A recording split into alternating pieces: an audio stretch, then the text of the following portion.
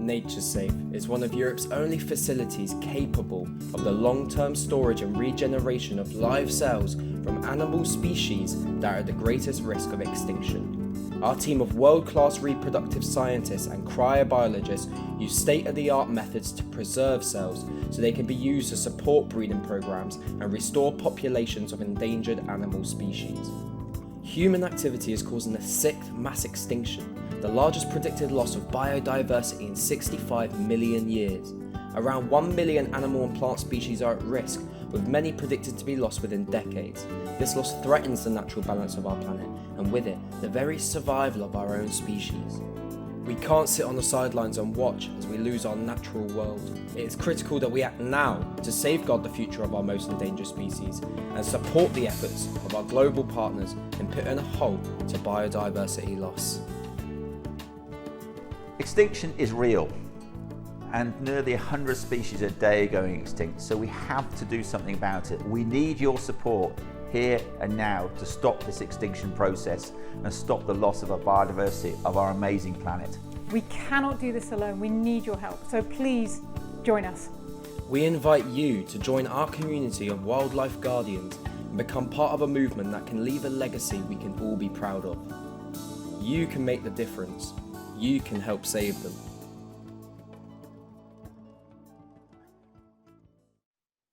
Hello everybody. Well, a big welcome to this next webinar. This is the one I've been so looking forward to for such a long time, and it's finally arrived. And what timing has this been? I think it couldn't be here at a better, more poignant time. So this is all about NatureSafe and what it can do in helping preserving animals and how hopefully it can slow down and help with slowing down the extinction process. We've got a star-studded guest list tonight, quite amazing, of all the people we've got on tonight. Hopefully you're going to love it. And we've had a huge uptake. We've had over 300 people sign up for it. I can even see now all the people coming home from all over the world, some from Sweden, some from Cameroon, and all over. And it's great to hear from where you are. So if you are, we had about 30 odd different countries last time we did a webinar. So it's great to hear from where you are from all over the world watching this. Faye, we've got a few people helping out tonight. We've got Faye who's on the questions. So any questions that you want coming in, please put them in the chat box. That would be great. And Faye will read the questions out or where you're from. It's great to hear where you're from. We've got Etienne who's behind the camera, who's going to be working this tonight.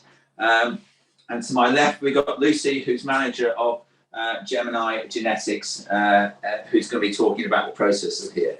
But behind the screen and further afield, we've got some great panelists. I mean, amazing panelists tonight. We've got Dr. Sue Walker from Chester Sue, who's also the co-founder of NatureSafe. We've got Linda Penfold and James Gill all the way from the United States. So, which is going to be great to hear from them. So hopefully the communications and the network holds up. That's going to be great to hear from about their conservation work they're doing. I'm really looking forward to that video. Professor Suzannah Williams, she's our lead scientist on NatureSafe and works for the Rhino Fertility project. She's got amazing work that she's actually doing, all about trying to freeze down rhino ovaries and the oocytes and that side. So it's going to be amazing to hear what she has to say. We've got Matt Pettit also tonight talking about how we can actually store these cryovials down and capture the data where they're stored, because that's equally as important as actually freezing. We've got to know how all the data is captured in all these cryovials. So we've got Lucy Morgan here who does a lot of the work here, and Rhiannon Bolton, who helped put a lot of this on tonight. She can't be here tonight. She's the charity coordinator, but hopefully you're watching in the background, and I have to admit a lot of this is down to her. So we wish her. Hopefully we'll see her a bit later. And we got Christina. It's a huge privilege to have Christina from EASA. We're going to be listening to how we can work with obviously the zoos and the interaction. I haven't actually spoken about one of the other main people who put this together is Amy, who's behind the scenes, and she's sort of the coordinator. So send your questions in, and we really want to hear from you. Remember tonight, it's obviously we're going to talk to you about NatureSafe, but please, if you can donate. I've worked out if there's 300 or 350 people watching, if you all donate a £5, you know, that's 35 animals in theory we could save from your donations. So that would be amazing if you can donate. So And also we've got to thank our donors. There's a lot of donors watching tonight, and without you, we would not be standing here. So it's really important, you know, if there are people who want to donate or come on board, please get in touch. But without you donors, we would not be here. We would not be able to function. So really appreciate that. So what's on tonight? We're going to hear obviously all about Nature Safe, what we do, how we do it. And it couldn't be, to me, a more poignant time. There's COP26, as we're seeing on the news all the time now, about the climate change, how we can hopefully halt it or slow it down or even reverse it. So it's actually so poignant. And I don't know whether many of you in the UK actually watched the mating game on Sunday night with David Attenborough. It's the last of the series. And if you saw what he was actually talking about, is how cryopreserving these animal samples down can really help. So to me, I think we could not be in a better place for starting up Nature Safe and being able to really help. And so we're going to have obviously a look around the lab and really what goes on. So, you know, what is Nature Safe? Nature Safe is a living biobank of rare and endangered species. And we've got a lot of different species, about 80 odd different species cryopreserved in this tank. And we're freezing these tissue samples, as you'll hear later, to be in a living state. So we can actually reawaken those cells and bring them back to life in the future. And Lucy's going to be talking a little bit about the work that we do here as well on that. And freezing the tissue samples and gamete. And it's a free service that we put out to zoos. But so rather than me sort of going on a bit more about it, I think we want to listen to some of the experts really behind the scene and really that are working on this. So we're very privileged and honoured to have Dr. Sue Walker. Unfortunately, Rhiannon can't be here in person, but she is on this video and you'll see her the next one. So if you can play this next video, Amy, and then we'll talk to Sue about sort of how vital this work is to the zoos, because without the zoos, we could not do this work. Hello, I am Dr. Rhiannon Bolton, co-founder and charity coordinator for Nature Safe. The United Nations has predicted that up to 1 million species are at risk of extinction. Each day, we are losing millions of years of evolution. Repaired environments will only succeed if we have a genetically diverse network of animals to sustain them. This catastrophic decline in biodiversity is threatening the air we breathe, our climate, and our own existence. Human activity is responsible for this biodiversity crisis, so we have a duty to do something about it. For many species, it's now or never. While the UN Climate Conference is on in Glasgow, I am here with Dr. Sue Walker, Head of Science at Chester Zoo, who has over 25 years of experience in applied conservation research. She is co-founder and vice chair of Nature Safe, and she is going to talk to us about how zoos are helping prevent extinction and how working with Nature Safe can give us hope. I started working at Chester Zoo about 14 years ago. There wasn't a very strong focus on reproductive biology, and very slowly over the last 14 years we've built up a reproductive biology group within EAZA, we've built up a biobank group within EAZA, and those two groups are now working together to collectively support organisations like Nature Safe throughout Europe. And really we have a common goal, which is all about sustaining our breeding programs within zoos. And zoos have a real role to play globally in terms of how we prevent extinction, how we support in conservation initiatives. So it's more than just Chester Zoo, it's more than just Nature Safe really. This is a global kind of expertise that we're trying to pull together in Nature Safe to really make a difference in terms of conservation and how we preserve species in the long term. Thank you for that, Sue. And Sue, you know, you've been very much part of this charity right from the get-go. You're one of the sort of pioneers. What does it mean to you to be involved in this charity? I think for us, as I was kind of mentioning in that video, is that one of the things that really drives forward the work and what I want to do at Nature Safe and why I started Nature Safe with yourself is that we really want to support some of the breeding programs that we have in zoos. So some of our zoos hold some very small populations, and it's really important that we manage those populations effectively.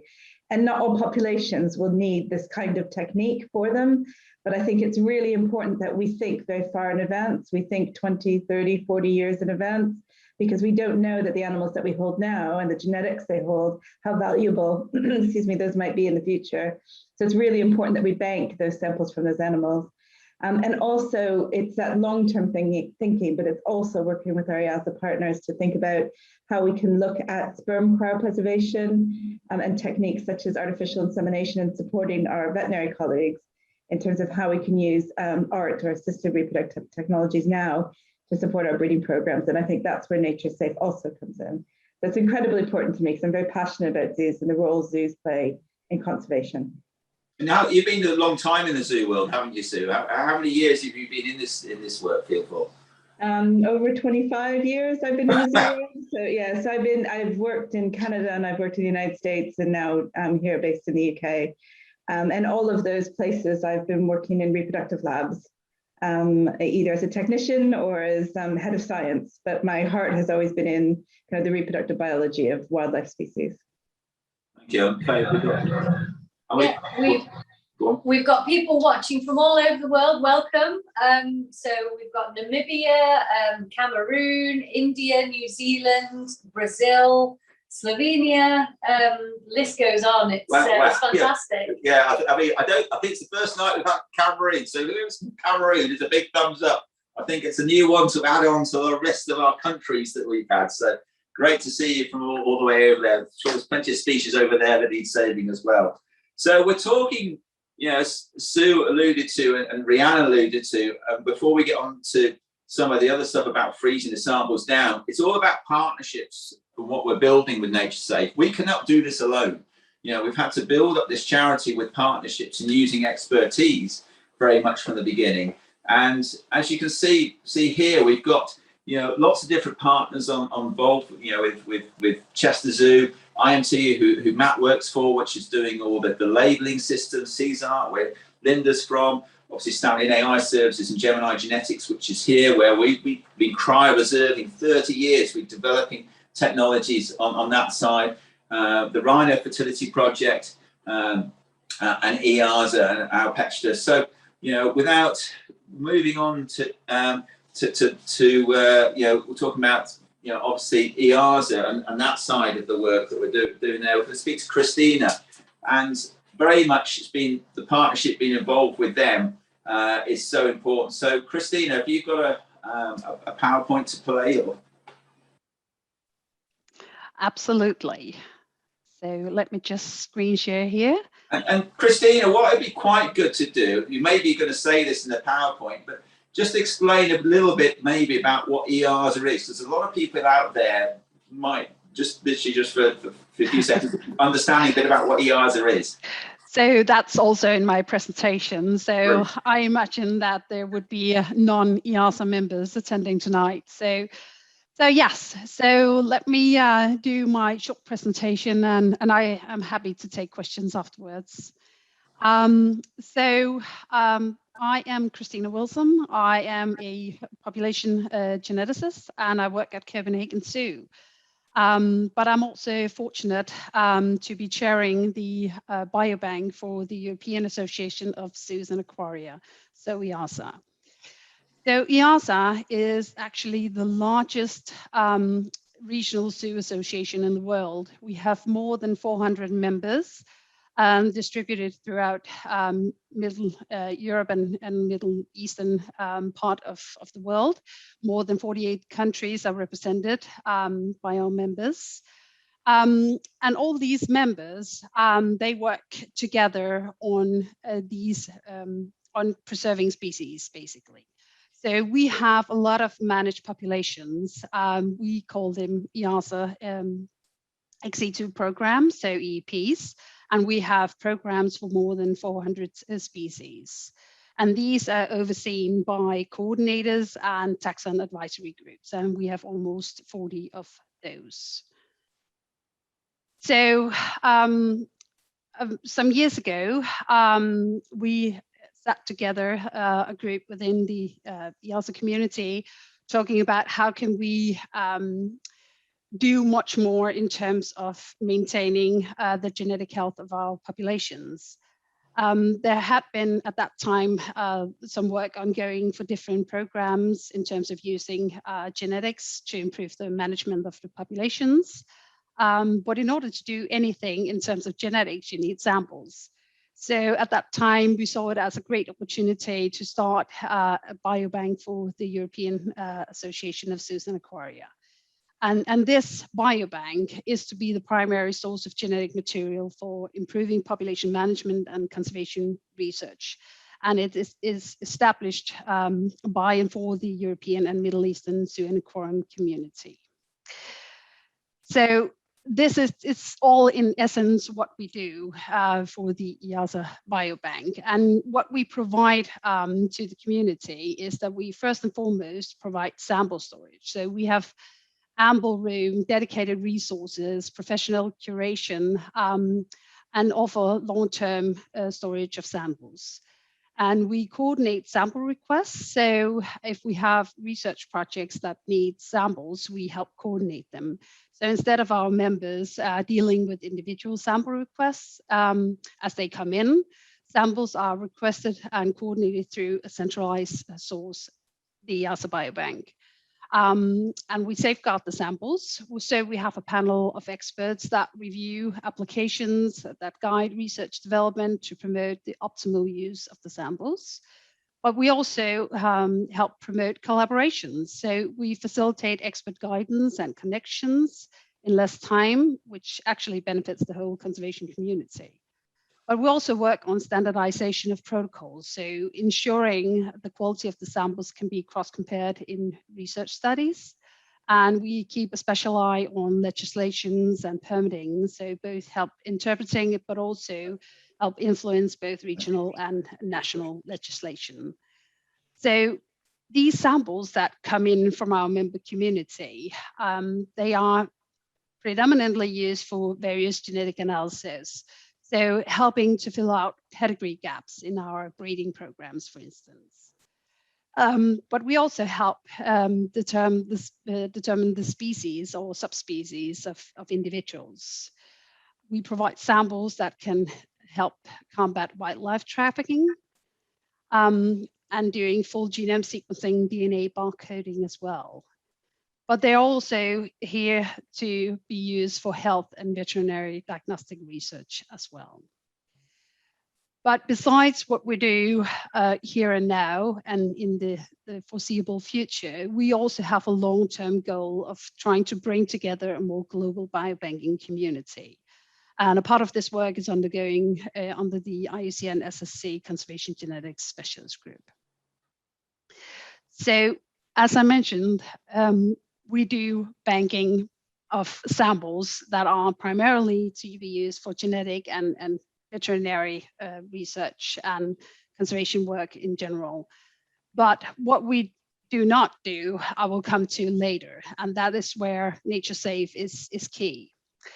So the structure of the EAZA Biobank is physically, we have 4 hubs distributed throughout Europe. So we have in Edinburgh at RZSS, we have in Berlin at the IZW, we have in Belgium in Antwerp Zoo, and we have in Denmark, in Copenhagen Zoo. And these are the 4 primary hubs where our members send samples to. So physically, the biobank is in several different locations, but virtually we have our registration database in one place, and that's in SIMS. So the globally used zoological information management system, which is more than 40 years old. And it is a system where we enter a lot of demographic data about our populations, and now we link that data to the samples coming from these animals as well.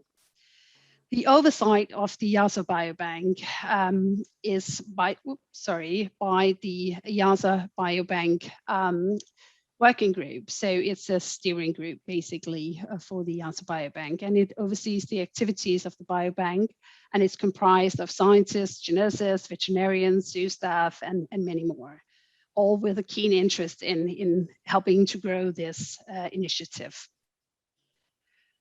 But what the EAZA Biobank is not, is that we do not yet have the capability to store in cryo facilities. So we do not have liquid nitrogen tanks. We have freezers, and freezers -20 or -80. So good for storing blood, tissue, serum, samples like that, but not fit for purpose in terms of storing gametes or even cell lines for that matter. But we do see a great need for cryopreservation to help the management of our populations within EASA. So what we have are in the process of developing is a cryopreservation network. So establishing a network of partners that have expert resource and guidance and storage that can help partner up with our members to provide cryo facility and storage of samples. And for this cryopreservation network, we work together with other entities within the EASA Executive Office. So we have both the EASA Reproductive Management Group, but also the Population Management Center, who provide guidance and help to the programs. And together with them, we've created a whole suite of documents for this network. So we've provided some, drafted some background information on what cryopreservation is, because that's new to many of our members, and also the opportunities that comes with cryopreservation. We have glossary of terms. We have what the role of the EASA Biobank, the Reproductive Management Group, and the Population Management Center is. And we've helped develop template material transfer agreements and MOUs that our members can use and adopt when they want to partner up with expert cryo facilities. And I'm glad to announce that EASA and NatureSafe has signed an MOU. So now we are officially working together towards the same goal. So yeah, I'm very happy to announce this.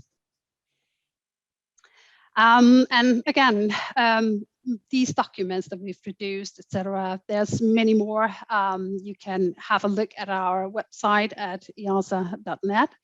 Where we have different protocols, documents, background information in general about biobanking, but also the documents I mentioned before about cryopreservation. So go have a look if you're interested.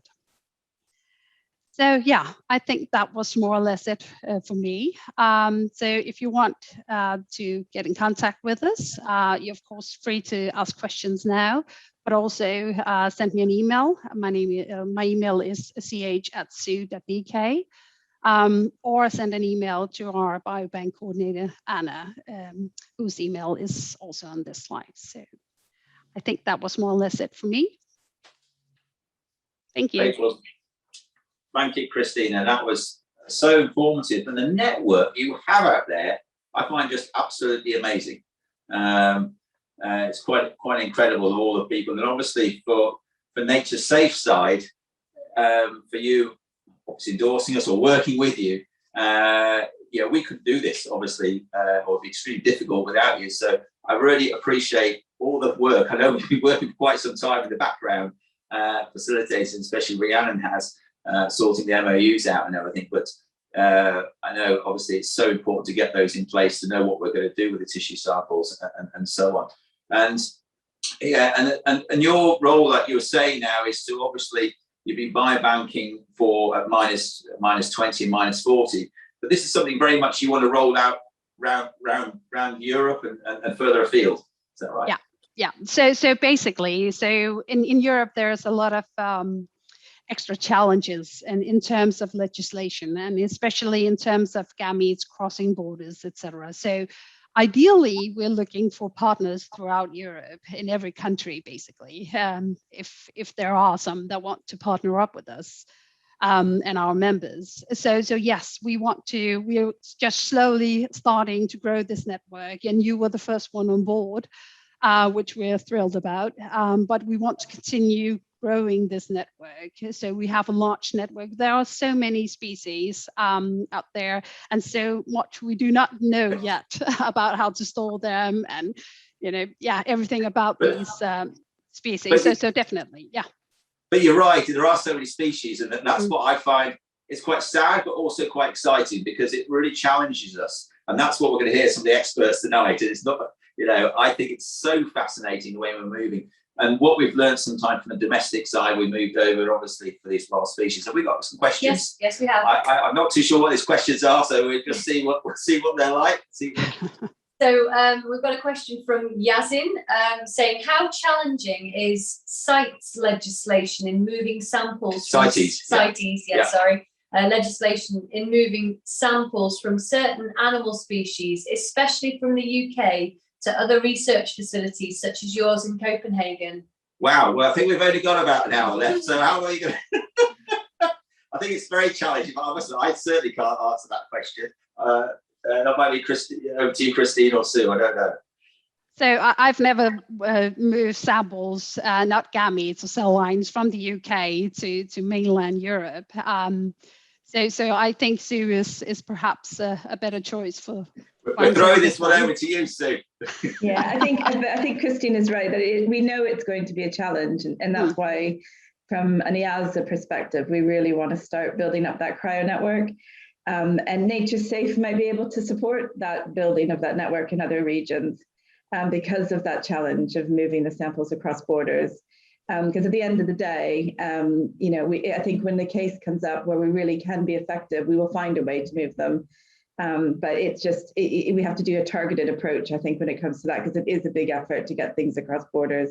But I do think Nature Safe, and I think we have expressed that before, that as we grow, we really do want to help other organizations as much as we can to establish themselves in other countries. So that is a vision for us as well. Absolutely. Yes, very much. And if I may chip in, so the timing, it's all about timing as well. Time is a crucial factor in this as well. So having these expert facilities nearby zoos, aquariums that want to store gametes or cell lines is also very important. So both legislation, but also time is an issue here.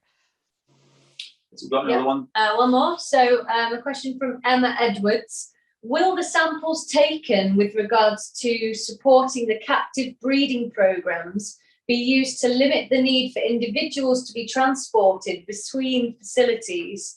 And are there plans to work with enriching the genetic diversity within wild populations from the samples? So where to start? So yes, so for some populations, there are individuals that have never been in a breeding situation, so they haven't contributed to the populations. So these hold important genes that are not yet represented in our populations. So for us, it's key to safeguard samples from these individuals so that they may be used later on to help boost the genetic diversity of the populations. But yeah, there are programs, there are even species. We hold species in zoos that are extinct in the wild. And for some species, believe it or not, the Sue mentioned that we have small populations, and we do. And some of them are not good when we look at them genetically. But again, we also hold populations where there's much more genetic diversity represented in our captive populations that there are in the wild populations. A good example would be the cotton tops in Colombia, for instance, where there's a lot of genetic diversity, both in the European and North American population, but the wild population is so small, and the genetic diversity is very, very low.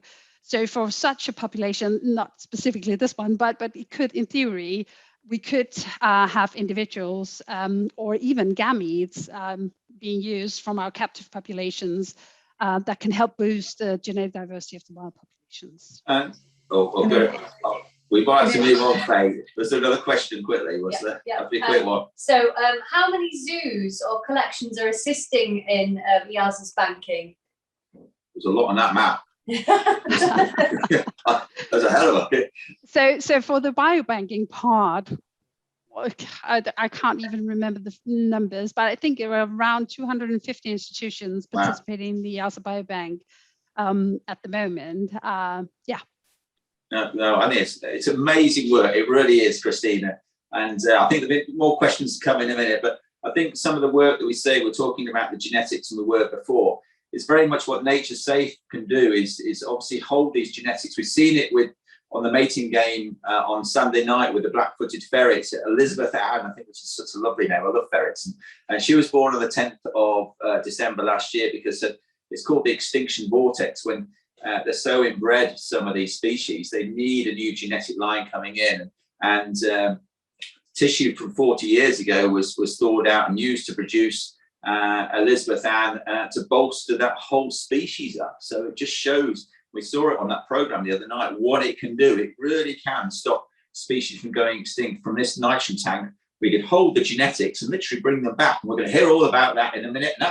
In a minute, we're going to hear about it now, actually, a little bit, all the way from America. We're going over to speak to Linda and James, who, I must admit, we, very much, they both help with Nature Safe tremendously, but for quite some time now on two different sides. One, I suppose, on the management side, and one obviously on the science side as well. So it's great to hear from you. And I think if we go straight into the PowerPoint, I presume now, Amy, to listen to the fantastic work they're doing over there. They really have been pioneering some of the work to save some of these species and freeze them down, and some of that work. So it's going to be great to see.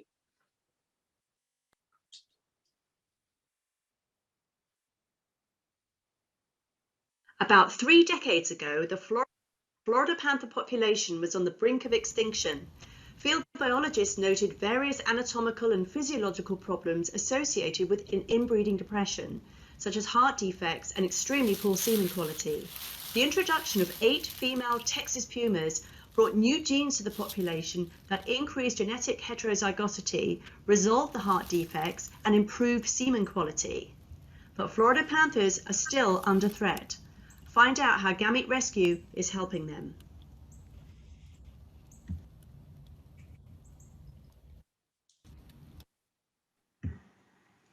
Gamete rescue is the term we use when we can recover motile sperm from the testes after an animal has died. Florida panthers, like this young male here, are sometimes killed when they reach adulthood and start to look for their own territory. Whether hit by a moving vehicle or killed in fights with older, larger males, their genes can be rescued if the testes can be shipped to our lab within 24 hours.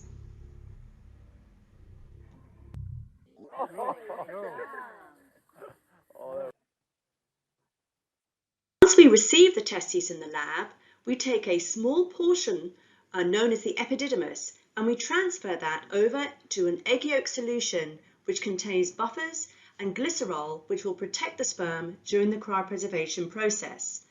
And I should add that that is not a Florida panther testis, that is actually a testis from a goat. Once we have the sperm released into that egg yolk based diluent, we now have a sperm suspension ready for freezing. The samples are then loaded into straws, which are labelled with the species, the date of collection, and the cryodiluent that's been used. After that, the straws are sealed and frozen in liquid nitrogen vapour before transferring into these goblets on an aluminium cane, which is then transferred to a liquid nitrogen storage container, like this one here. The container has liquid nitrogen, the temperature of which is minus 196 degrees Celsius, which is so cold that the samples are effectively metabolically inert and can be stored for centuries. This bucket here contains several of these canes containing multiple samples. And it's not just Florida panther sperm that we bank. We collect samples from all kinds of different species, including felids, antelope, rhinos, elephants, and even coral. And they're all stored in these liquid nitrogen containers. The last step of the process is the appropriate curation of these samples, and data is entered into a spreadsheet so we can track which species, what date it was collected, and how it was cryopreserved, so we can document everything. So how does Gamete Rescue help the Florida panther population? Well, we are not only banking sperm to preserve genetic material for the future, but we are also measuring individual sperm morphology as a measure of genetic health.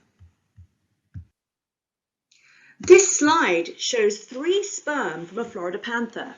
At the top, there's a normal sperm with a head, midpiece, and flagellum or tail. In the middle, you can see at the tip of the head, there's a little blebbed acrosome. So this cell has an abnormal acrosome which will not allow it to participate in the fertilization process. The cell at the bottom is missing part of the midpiece, and the midpiece provides the energy for motility, so this cell will also not be able to reach an egg for fertilization. These abnormalities are one of the key indicators of genetic heterozygosity in Florida panthers, and it was found that after the 8 Texas pumas were introduced into the population, that semen quality, including normal sperm morphology, increased dramatically, and this was taken as one of the measures that the project had been a success. These papers, one that was published in 2010 and the second which should be out any day now, document the recovery of a species on the brink of extinction and describe how gamete rescue and sperm assessments can play an important role in monitoring endangered species. CSARC works with Nature's Safe to help preserve the world's biodiversity by banking living cells that may one day be reintroduced into the population. However, there are many other steps that need to be figured out before that might be realised on a practical basis. But for now, we're not taking any chances and we're banking as much as we can.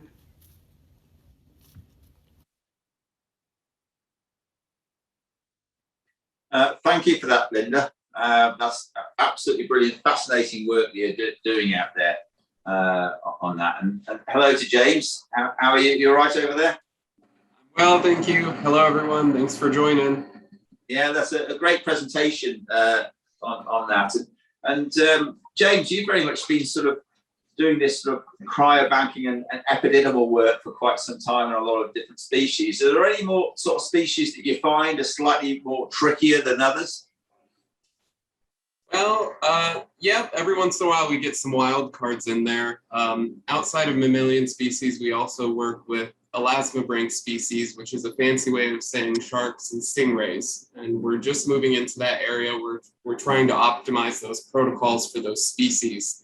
And a lot of the work that we do at CSARC is identifying the species' unique physiology and biology, which requires specialized protocols to appropriately genetically bank those samples in our genome resource banks. And that's where my role comes into for the optimization and cryopreservation protocols, which is why we're partnering with Nature's Safe. Did you say stingray? Yes, sir, yeah. Right, it must have opened up some challenges to these other species out there. And Linda, one of the questions came in, I suppose can any or all species be cryopreserved? I would like to say one day that would be a yes, but there are many species where it's very challenging to cryopreserve the sperm, and we still haven't cracked it. Macropods, all our kangaroos and wallabies are really, really tricky. And as Jane mentioned, elasmobranchs, we haven't cracked that one for many of the elasmobranchs yet. Each species needs to be studied so you can figure out appropriate cryopreservation protocols. And so that's the challenge, is there are so many species that need our help, and each one needs to be studied appropriately. So it's a lot of work. You must find it so disheartening on some sides, but so rewarding on another side when you're at the forefront of this technology and being able to actually do some good out there and helping. I mean, if you're suddenly presented with a case of an animal that you've never done, how do you sort of go about that? That's a great question. It ties into one of the questions we have in our chat from Libby. How long is the research phase? That kind of depends on the species. If it's a species that's related to, say, a model species like the domestic bull or the domestic sheep or domestic cat, we can actually borrow from the technology that's been established for these domestic animals and quickly sort of set up protocols that are going to work. So we follow very similar feline protocols that were developed in the domestic cat. And for a lot of the antelope and the hoofstock, domestic bull protocols are a good jumping off spot, and we can quickly optimize from there. So those don't take quite as long. But you start working with a tamandua or an anteater, and even an elephant where there is no model, and you're starting from scratch, and you start out at least with okay, I'm going to treat it like a terrestrial mammal. But you'll probably notice a lot of the work we tend to focus on is actually terrestrial mammals. But there's also, birds, reptiles, amphibians, fish that all need our attention. And it becomes infinitely more challenging as you move down that taxonomic chain. I mean, forgive me if I'm wrong, but I think there's about 6 or 7 million species out there, and we know there's 1 million at risk. So it's a big job we've all got to do out there, and that's why we've kept on saying right away from word go with this. It's very much a collaborative effort going through. And James, you've done quite a lot of research on the porcine side, haven't you, on the pig side of things? And how do you find the sort of learning from domestic, or some of the sort of not the domestic, but some of those sort of species transfers over onto your wild species? In certain circumstances, as Linda indicated, it works quite well. When it pertains to the domestic boar, which is actually a domestic species that does not freeze well, that can be a really valuable tool for us when we're trying to troubleshoot protocols for non-domestic species. The reason behind that is that the domestic boar, like non-domestic species, hasn't been selectively bred to produce sperm that freezes well. So when we go to troubleshoot new protocols, it can be a good model to draw upon and develop our protocols for non-domestic species. So quite an invaluable tool. And I don't know, I always think when we do this, I feel we're some of the luckiest people in the world. We're right at the cutting edge. You get a sample in, and it's quite difficult sometimes, because I know when we get the samples in, you've got these testicles that come in from this animal that's really rare, and you've got to think straight away, because you don't have 3 days. You didn't know anything was going to happen to that animal for. So you have literally got to think there and then how you can preserve that sample down, and it's very pressurized but exhilarating. But obviously, it's very sort of cutting edge and trying to find what worked for that particular animal. I think we've got a question coming, Faye. Yes, we have. We've got quite a lot. I don't know how topical it is, but we'll see how we get on. We've got a question for Linda, actually. How on earth are you able to biobank coral? Can this be used to repopulate reefs in the future? Great question. Yes, how on earth? So it actually took me a while. I hadn't even fully appreciated a few years ago that coral was an animal, which is probably really bad of me as a researcher. But anyway, coral is an animal, and they do produce sperm and eggs. And we're working with stony corals, and in particular, staghorn coral and elkhorn coral. And they happen to produce little bundles of gametes, of sperm and eggs, about the size of a mustard seed. And the corals spawn once a year, about 3 days after the full moon in August, for 2 to 3 nights. And that's it for the year. So we work with divers and folks down at the Coral Restoration Foundation down in the Keys, and the divers go out and they kind of like put a big sort of like net tent over the coral, and at the top is like a tube, and the gametes are all released from the coral, and they float up into the tube, which we then take and cap, and that's how we get the sperm. And then James and I will work on getting that sperm and freezing it. But the challenge is when you're starting with this new species, so now you're not only talking about a species where you're trying to figure out what do I do to freeze it, you've got 2 or 3 goes, 2 or 3 nights where you can have a go, and then that's it, you can't get any more sample for another year. So that's especially challenging, but it's going to be critical. And what we're doing is we're cryopreserving sperm so that we're keeping those genes for the future. Because what's happening, as you know, with the destruction of the coral reefs, and as those reefs become more fragmented, those gametes that are coming up, they can't mix and fertilize between the different coral.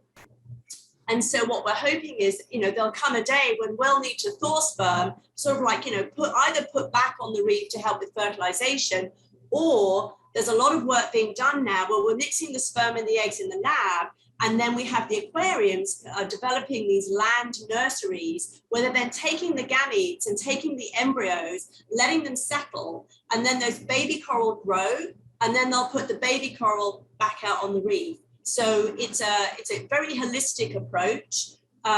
It's, theoretically works very well. And our role at the moment is to just preserve these genetics for the future in the hope that, these land nurseries will one day be able to sort of really address what's going on in the wild.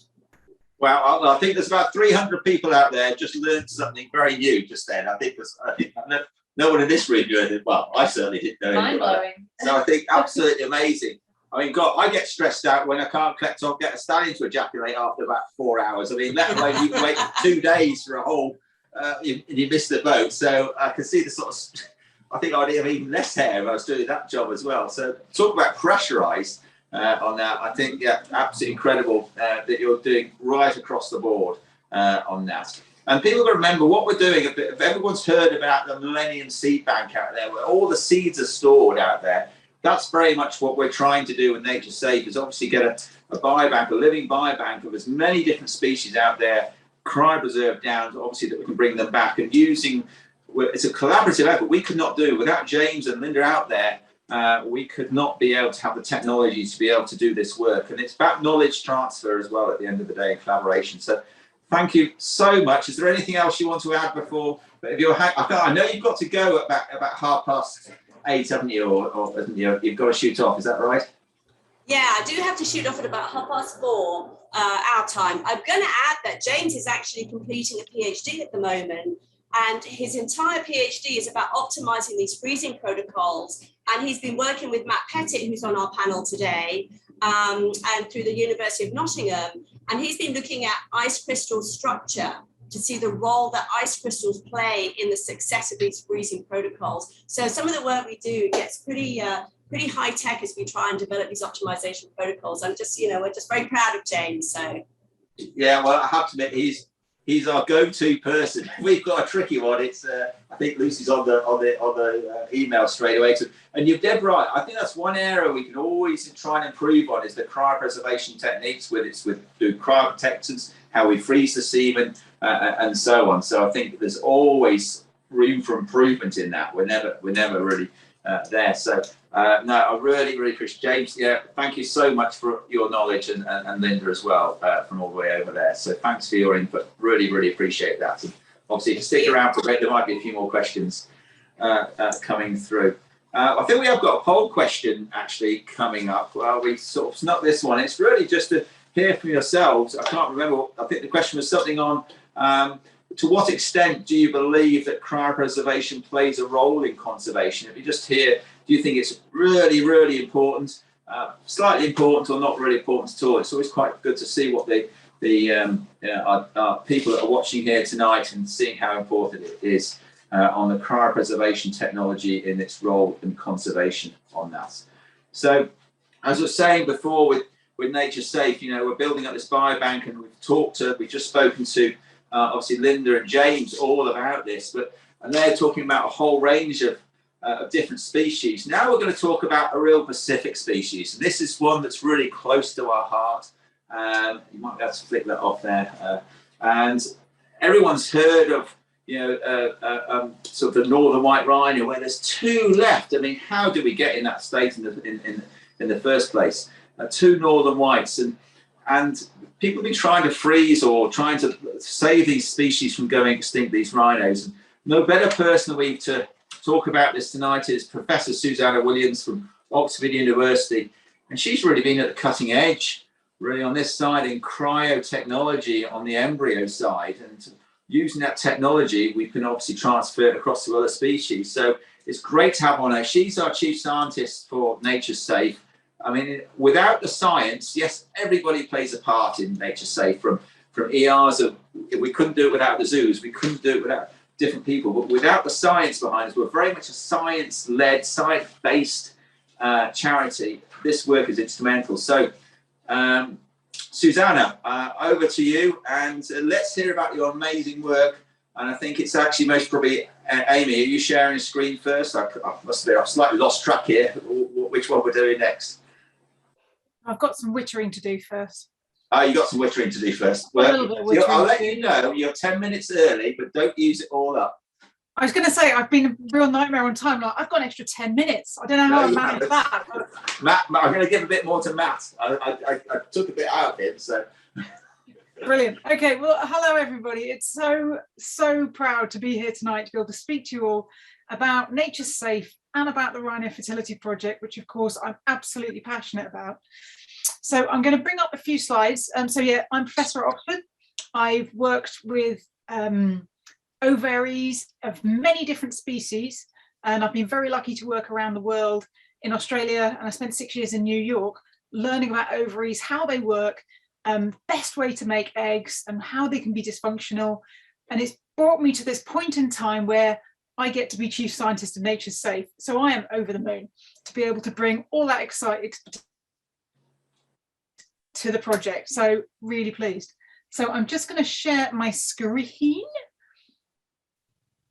And again, I am really open to any questions. So if anybody has anything they want to ask, chip in at any point. Fine by me. Suzannah, I know the answer to this question, but so me ask, one of the things, how long can these samples be stored for? Maybe it's on your presentation, but that's a question that's come in. No, I've made my presentation fairly light so that there's many options for questions, and it means that I can go a bit off piste, which I like to do. So basically, if the samples are frozen appropriately, many years, many years, so that if we need to, basically the way I think about it is Nature's Safe is so critical, because unless we freeze these samples now, then we don't ever want to be at the point where there's just 2 rhinos left again, ever. If I can do anything to prevent that, I will. So if we can have a line in the sand now, no more go extinct after this point. If we can preserve all those samples from all the different species, then if the environment isn't quite right now, we have them for the future. And there's so many other possible technologies in the future that we can potentially use to bring them back. But if we haven't even got them, we definitely can't use them. So that's why it's absolutely critical to be able to collect these species and to have the support of you guys to be able to help us collect these samples so that we can keep them for many years, as long as we need to make sure we do not lose the biodiversity of the planet. Does that answer that question? Yes, yeah, perfect. Spot on. Wicked. Okay, I hope you're seeing this screen now, yeah? Here we are. Cool, I'm sharing it and I've gone to... We're on the presenter view at the moment. Okay, I'll go back off that then. Okay. Ooh, this is something I didn't try earlier. I'm just going to unplug that. Just whilst Suzannah's doing that, it's very much with frozen semen as well. That lasts, when we can get that down, that can pretty much last indefinitely. It's still on presenter view, that is. Yeah, okay, right. It means the animation isn't going to happen, which is a shame, but That's never right. mind, because you can't do it on presenter view, can you? Never mind. You can do it on that one and press play, I suppose. You click them through. Okay, not quite. Do I know how to do that? I might know how to do that. Gosh, I was so prepared, and all of a sudden I feel very uncertain. Right, okay, never mind. So, Rhino Fertility Project at Oxford University. So basically the focus is the rhinos of what I'm going to talk about today. And I became passionate about rhinos when I was lucky enough to be in South Africa at a game reserve, and just watching them in the wild blew me away. I'd only ever seen them in zoos, and to see them in the wild just blew me away. So this particular map here that you can see is showing the distribution of the different species and where they used to be. So these empty spaces and these empty lines show where they used to be. All the different species, there's different color for each one, where they used to be. And now only the very small dark dots are where the rhinos are found, which is, as you can see here for this one, in a very, very small population. So if we think about the rhinos a bit further, break it down a little bit more, I'm just going to go to the next slide. We've got, these are the 6 species. And 2 of these are subspecies. So if you think of the southern white rhino, there's around 18,000. Now that sounds like a big number. The problem is they're currently declining faster than they're being born. So they're being poached faster than they're being born. So that number's going down, and it's going down steadily, and it's not stopping going down. Black rhino, 5,000 to 6,000. Again, sounds in the thousands. We're not at a crux point yet, but that's still nowhere near where they used to be. There used to be about over 100,000 of these guys at least when records began. The greater one-horned rhino, you can see we're down at 4,000. And then if we go to the bottom line, the bottom three, all of them less than 100. So Sumatran, less than 80, Javan, 72. And of course, as you know, the media, northern white rhino, just 2 females left. And to me, this just epitomizes where we're at. So the northern white rhino, absolutely fine on their own until poaching came in and they got obliterated.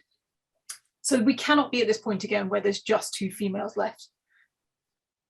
So what can we do about it? So we can look after their reproductive tissues. So as I said, I work on ovarian function. I work with many different species, including humans, and work on understanding how the ovaries work and generating eggs in culture. So what we can have is from a rhino, and this is the rhino as an example versus any other animal, you can collect eggs from the ovaries directly. So you can literally do what's known as egg pickup, and I'll talk about that a little more in a minute. But you can also, from the ovary, make eggs or generate eggs from this ovary itself. So you have 2 options. So here, again, it was a shame this is going to be a building slide, but it doesn't seem to be playing the game today, so never mind. But what we have here on the left is what they're currently be doing, and this has been fairly high profile in the media. So in the media, they've been, and this is Biorescue, and they're collaborators of mine, and it's a German group. And basically, this is them in Kenya collecting eggs from a rhinoceros, and this is one of the northern white rhinos, and they're collecting eggs. So basically, they use a probe to collect eggs from the ovaries, then you look down the microscope to find the eggs, and then if you find eggs, they get sent to Professor Cesare Galli, who's in Italy, runs a research facility called Avantia, and they're able to fertilize these eggs with semen that they already have frozen from northern white rhinos. So then they've made embryos of northern white rhinos. Now, this is absolutely phenomenal. I am not going to take away from this. It's amazing work, absolutely superb. And they've now got a handful of embryos frozen, which is brilliant. So the project is, can the northern white rhino be brought back from extinction? The thing is with embryos is you don't have that many, and each one has a possible yes or a possible no.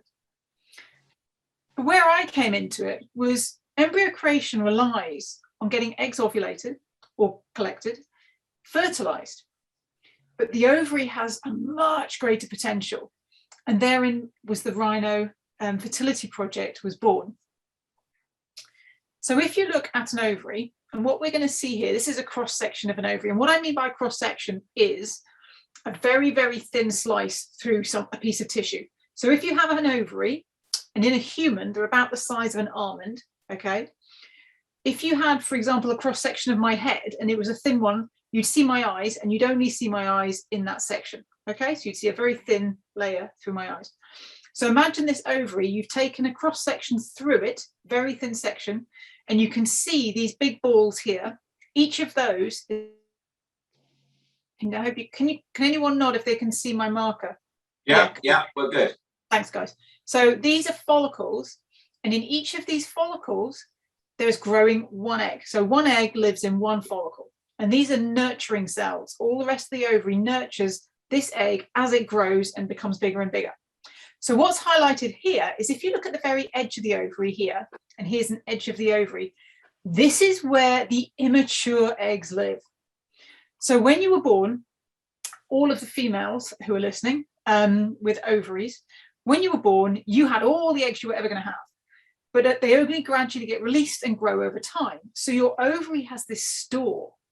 So at the edge of the ovary, each of these round circles, and these are not rhino ovaries, I have to admit, but you can see each of these round circles is an immature egg.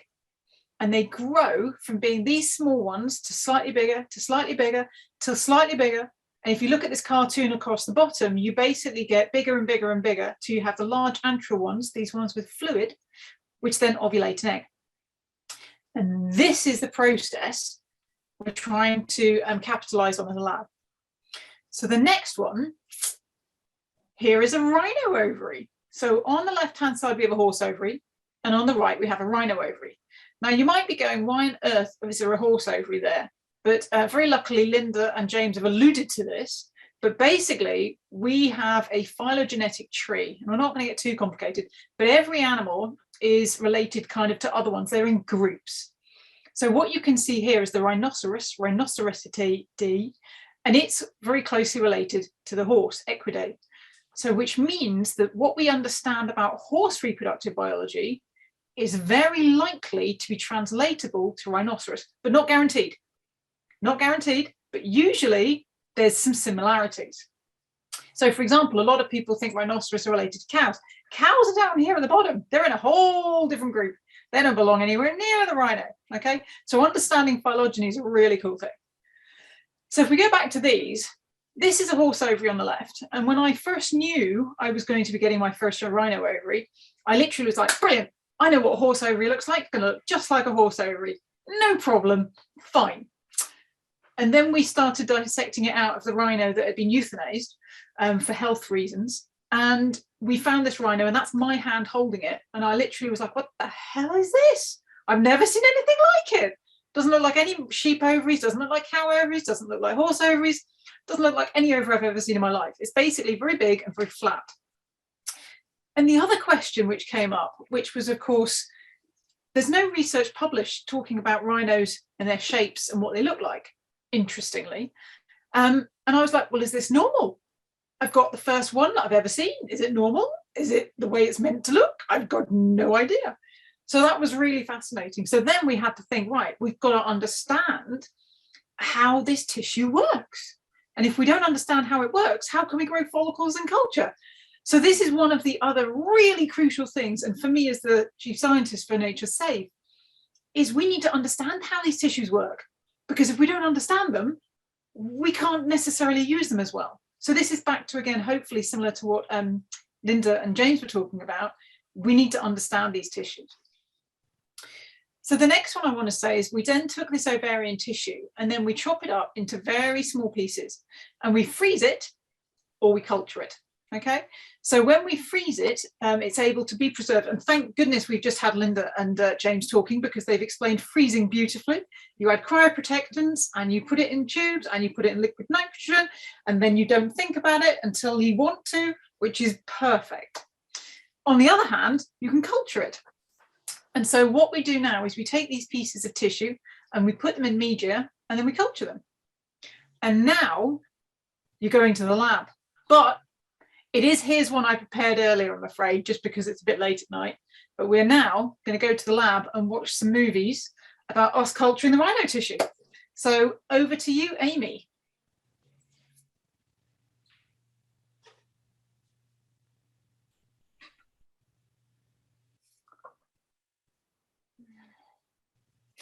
And I'm now in the culture facility where we culture and grow the rhino ovarian tissue. And I appreciate I'm fairly unrecognizable and I haven't got gloves on, but today I'm the camera operator. You'll see me later. And what we're doing today is filming the guys cutting the tissue up in the lab to prepare it for culturing so we can try and grow those immature eggs, those baby eggs that are in ovarian tissue, to grow into mature eggs. Now, I don't have gloves on because I'm not touching anything. I've got my hat, which means I can keep my hair out of the lab. Got my mask on, obviously because it's COVID, and also to keep fertility, and I've got my lab coat on. But I'm not touching anything here in the lab. They are gloved and they're looking after and making sure they're properly keeping clean so we can preserve sterility here in the group. All right, let's move on and I'll show you a little bit about Ruth culturing the tissue. So here we have Ruth. Ruth is standing, holding the box of dry ice containing the ovaries. Here we go. So in this, we've got the dry ice. All right. Can you hear that, or do you guys want me to do an overtalk? Frozen carbon dioxide, and these are basically very. Still hear it actually. So okay. Tissue in the tube stays frozen. So Ruth's now going to defrost it. So do you want to? We're going to take it out, put it in the water bath, which is warmed up to defrost the tissue. So we've got. Let's take it out and put that in the water bath, and it's floating in there. And we don't leave it for very long, so just a few brief moments. It just needs to defrost. And as soon as it's defrosted, we get ready to take it out. Okay, it will take a couple of minutes and it's going to be very boring to watch. So we'll come back to this. Okay, Okay, Ruth's just going to check it. It's been in there a little while, and now we take it out. And there we go. And she can flick it and show that that has actually now defrosted. Excellent. Right, off you go, Ruth. Let's get going. Cool. So what we have here are tubes that are prepared with media that we're going to culture the tissue in. They've got antibiotics. Yes, go a bit now, Suzannah. Okay, so Amy, do you want to mute it? Okay, thanks guys. So basically now we're right beside the hood. It got quite noisy, so I'm just going to do a voiceover. Is it still playing though? Because it looks like it's paused. Cool. Yeah, so that's showing the media that we've got ready to use. And basically the media gets equilibrated. And I talk about that. So we put it into the incubator first so that it can adjust in temperature. And also it changes with a different air atmosphere within the incubator, and it needs to equilibrate those different gases. So now we've got Ruth under the hood, and this is me pointing to the noisy hood that you can't hear anymore, so excuse that. And then we've got Ruth chopping up the rhino tissue under the hood. So as you can see, she's completely masked up. We've got gloves, hat, in a sterile facility. And so there she is, just chopping the tissue into very small pieces. So it's not particularly exciting to watch, it has to be admitted, but unless we chop those tissues into very small pieces, the nutrients can't penetrate and support those little baby eggs to grow. So you have to spend quite a lot of time chopping the tissue very, very small. And I think you can, oh, it's a bit grainy for me, but there's little white dots at the back, kind of little tiny pieces of tissue. Okay, it's not the greatest quality, I apologise. No, we can see it okay, it's fine. Oh, good. Oh, it's only mine then. Yeah. I'm the one seeing rubbish one. And so then you're able to, you allow the media to penetrate. So if the pieces are too big, you get necrosis in the center of each of the pieces of tissue. So they have to be very small. So we chop them 0.5 millimeter by 0.5 millimeter by 1/4 millimeter. So very small. But within that tissue, there's all the cells that they need to grow, but they need to be in very small pieces. And this is exactly the same for the mouse tissue, the human tissue, the sheep tissue. It all has to be very, very small pieces to enable the media to penetrate, to grow. Now, I have absolutely no idea what I was saying anymore during this video when I took the video because I can't hear it. But there's quite a lot clearly of Ruth cutting tissue. The important bit is maintaining sterility and maintaining it clear. So this was Ava on the right-hand side. That was Ruth on the left-hand side. Ava's a new DPhil student who's just started with us, and we decided to rope her into cutting up rhino tissue and learn some techniques. Why do they have to be cut up so small, Suzannah? For the penetration of the media. So if the media can't get to the center of the pieces of the tissue, you won't get the nutrients in there, and there's not enough oxygen as well. So the center of the little tiny pieces of tissue become necrotic, they die, because there isn't enough nutrients and support for the cells within that tissue. Does that make sense? Yeah, spot on. Yeah, this cool. is a question coming in. Yeah. Oh, brilliant. Okay. So this is Ava doing some more chopping again. It doesn't take a lot of skill. So anyone wants to come and chop rhino tissue? I don't think we can actually let you in the building because of COVID, but that's a nice idea. So we're chopping up the bits of tissue into small pieces. What we then do is we incubate them with a molecule called neutral red. Neutral red highlights where the follicles are. So then we can choose the bits we need to culture and not choose the other ones. Okay, no, keep going. This is fun. Oh, is this? Oh no, this one's got meat. Yeah, this has got volume. I think that you can hear. See what we've got. We've got a glass door here in front, and what we've got there are media warming up in the incubator, ready to be used. And down here, if I can make sure we haven't got any. There we go. We've got the media plate ready to have the rhino tissue put in. The media has to be equilibrated to the correct environment and the right temperature. So we have to do that in advance of putting the tissue in. So very shortly, when Ruth's finished chopping bits up, they're going to be put in there and incubated in that plate overnight. So there's lots of little wells. Hope you can see that. All right, close it up. So I'm back here in the culture lab, and I just thought I'd show you a little bit more about the microscope. We've got a microscope, massive big base, and we can change the light here so we can see different things and different ways of seeing the cells. We also have here a unit, and what it does is it keeps this plate heated to 37 degrees so that it maintains the temperature while we're doing the dissection and the culture of the rhino ovarian tissue. Okay, let's see how we go today. We've got more to do. So here we have Ruth again. Okay, just a few days later, we've cultured these for a certain amount of time. We now have to replace the medium with fresh medium because they've used up all the nutrients in the media. So we're taking it out, discarding it. So she's using this sterile tip, getting rid of it. Everything's sterile. 1, 2. There's 3 wells, so we're only going to do this 3 times. And she's getting rid of that. And she's getting rid of that old tip, and then getting a new tip, which is clean and sterile. And she's putting it into the fresh media. This is media that's been equilibrated in an incubator overnight. So what that means is it's now got the right concentration of gases and it's at the right temperature. So we're replacing media that's already at the right temperature with the right gas with new media at the right temperature with the right gas. Okay? So that the tissue is supported and able to grow very, very well. So Ruth's just finished that plate and she's going to put it back in the incubator. Okay. I'm even going to watch her go. Across the lab to the incubator. She opens the door and she puts the plate back in the incubator, which we showed you guys last week. There we go. There's the glass door. There's the incubator. Thank you, Ruth. Very good. We've just had one question come in, Suzannah. Does the singing help with the culture growing of the tissue samples? Oh, it's absolutely essential. It's absolutely crucial to. So, no idea. So people talk to plants, you talk to tissue. Oh, gosh, yes. I talk to everything I do. Just absolutely fine. People that know me, yes. So basically, it's. I hope that was interesting for people. I don't know if it's too boring or it goes on too long, but it's kind of that's what we do. So they change the media every 2 days, and then at the end of it, we take the tissues and we fix them. I wasn't able to film that because it doesn't make sense, and we haven't actually. Well, actually, we haven't finished it. It finishes Friday this week, so we started that one last week. We culture them for 7 days, and we're going to look at them at the end of the week. And I'll just go back to my presentation because there's just 2 more slides, I think. So go to the lab, and then hopefully, when we collect those tissues, we then fix them. And what that means is you preserve the tissue. So you might, when you pickle food, you're pickling it. You're effectively putting it in fixative, which preserves it permanently. And then we can section it. And this is what we're hoping to find.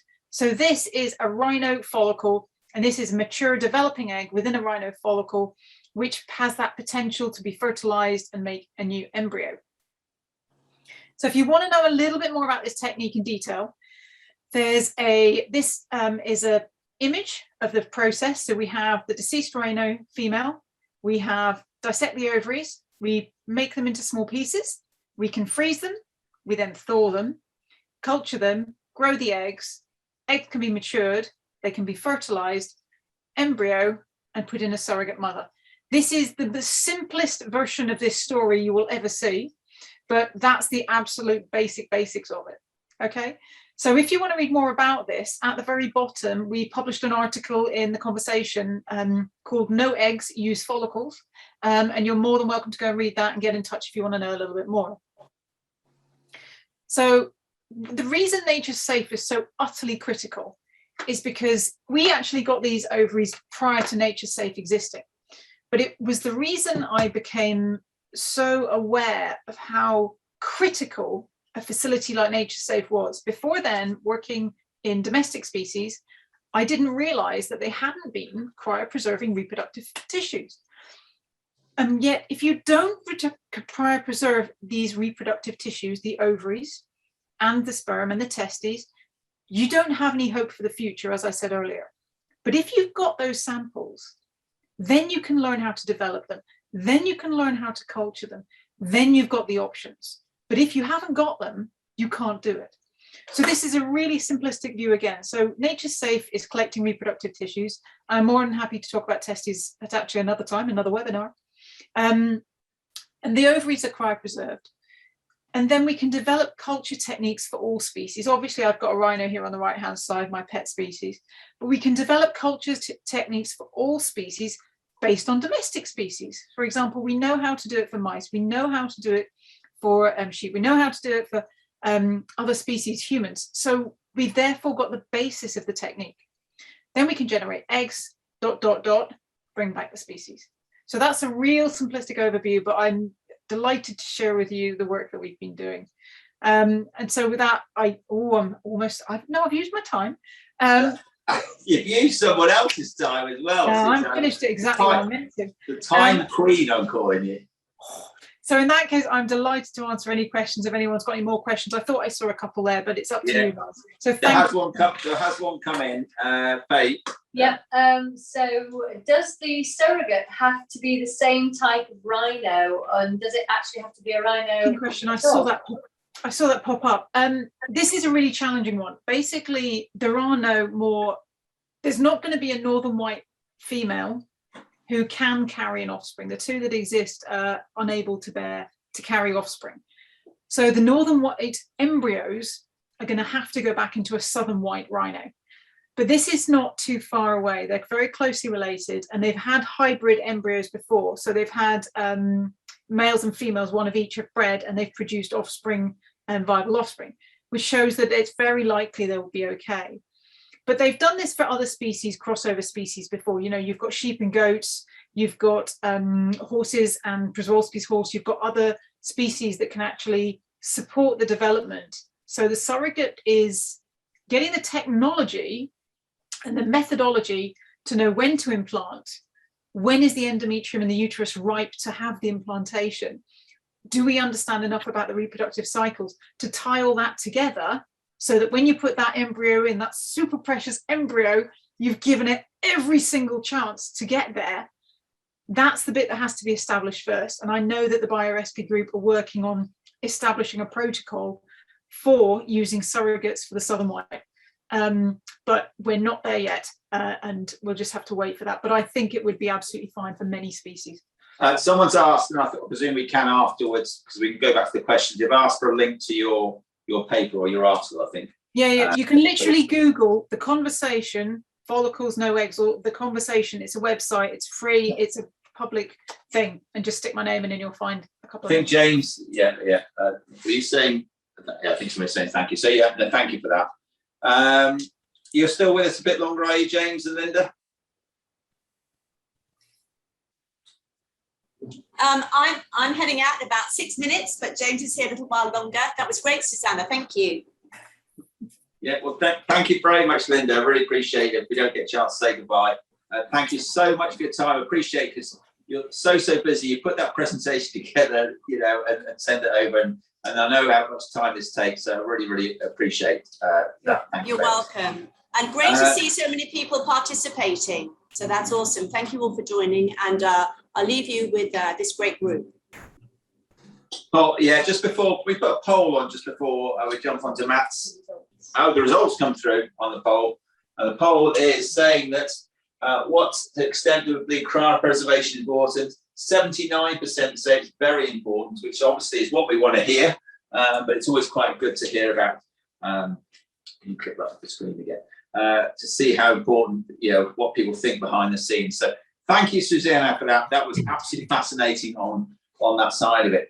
And before we go on to our bit here, we talk about the tissue sampling, we talk about all the people's roles that they play, and very much when we get these samples from the zoo, it's how do we capture this data? You know, in theory, there's a million species that need to be preserved. We ideally want to preserve at least 50 genetic pairs, different genetic pairs from each species. So that's 50 million samples, and we wanted, my maths is going to elude me now, because we need about between 5 and 10 samples from each animal that comes in. So somehow we have to log all this, and it's and how we log this is nearly as important as how we do the process, because if we don't log this properly and get a database, how on earth are we supposed to in the future find out where these samples is, who owns those samples, what are those samples, and so on. So Matt Pettit from IMT International, who is, well, I've known Matt for, I feel like, an eternity. Not only is he a database, he's a scientist in his own right, and has been in cryobiology, he must tell us, for many years, must be about 25, 30 years, I suspect. Yeah.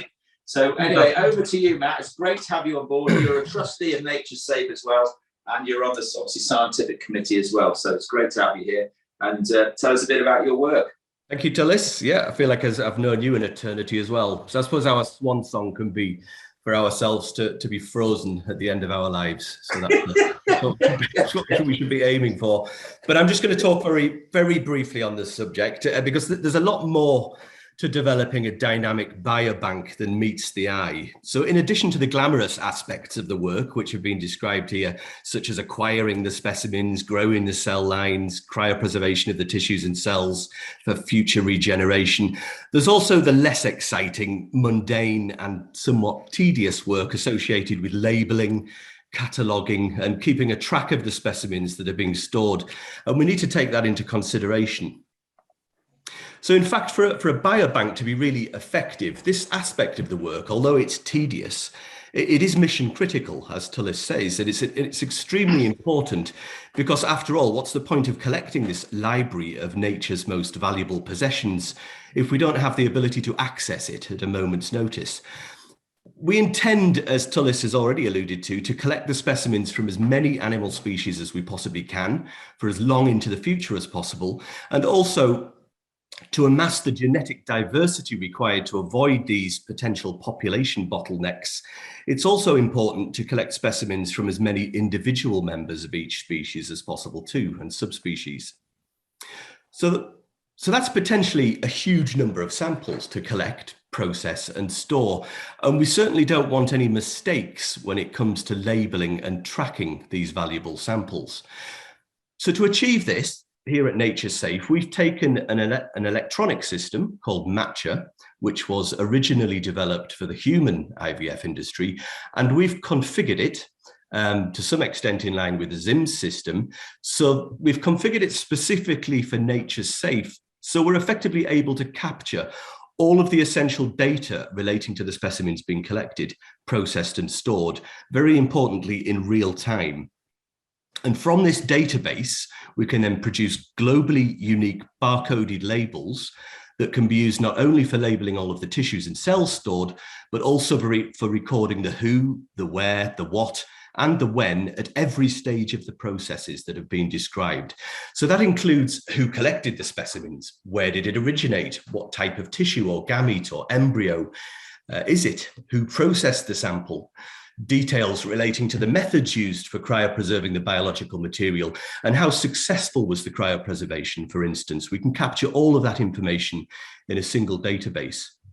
And once it has been cryopreserved, it's also important that we can track and trace all of the movements into, out of, and from within the cryo inventory, particularly where globalization is coming into play here. So that's where was it stored? Has it been moved? And if so, where? And how many samples are available at any given point in time, for instance?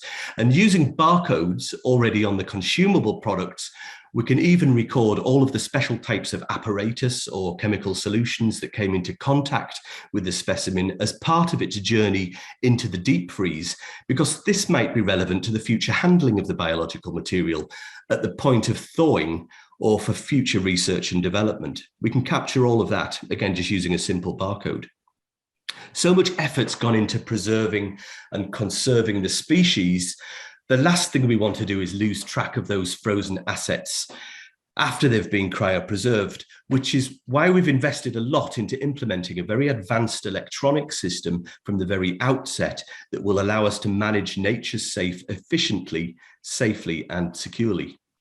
So just like a bank looking after your money, our biobank, Nature's Safe, it's literally just that. It's a safety deposit, or it's a repository containing not money, but something far more valuable, living genes that can be accessed at any time in the future when it's the right time to make a sensible withdrawal.